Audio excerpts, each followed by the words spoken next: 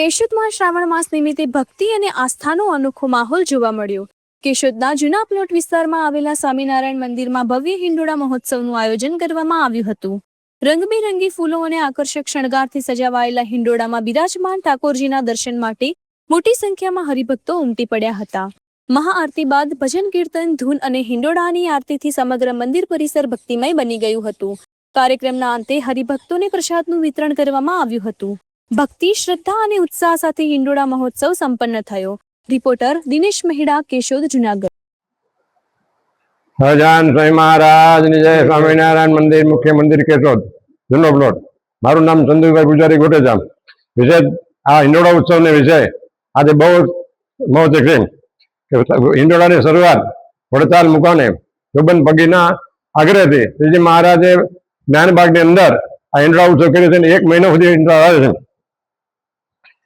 વૃંદાવન શ્રી કૃષ્ણ ગોપીઓને લીલામાં શરૂઆત હતી। સંપ્રદાયના આગમન સ્વામિનારાયણ ભગવાનના સમયમાં ભક્ત જોબન પગીના આગ્રહથી વડતાલમાં આ ઉત્સવની વિશેષ શરૂઆત થઈ હતી। નિષ્કુળાનંદ સ્વામીએ એક અદભુત હિંડોળો બનાવ્યો હતો। એ આગળ પાછળ દોલત દુર્વાની વચ્ચે ગોળ ફરતોય આ જેમાં દરવાજા હતા, 4 દરવાજા દર્શન કરી ભક્તજનો સદગુરુ મુક્તાનંદ સ્વામીએ આ પ્રસંગે લાગે વૈકુંઠથી રૂડો વડતાલ એવું કીર્તન બનાવી અને ખૂબ ધામધૂમથી આ પ્રસંગ ઉજવ્યો છે। આ અત્યારે દરેક મંદિરમાં કેશોદ, જુનાગઢ, માંગરોળ અને હવેલી વિશેષમાં બધે હિંડોળા ઉત્સવ થાય છે। હિંડોળા ઉત્સવ બધે આજે હરિભક્તોની ખૂબ હાજરી હતી।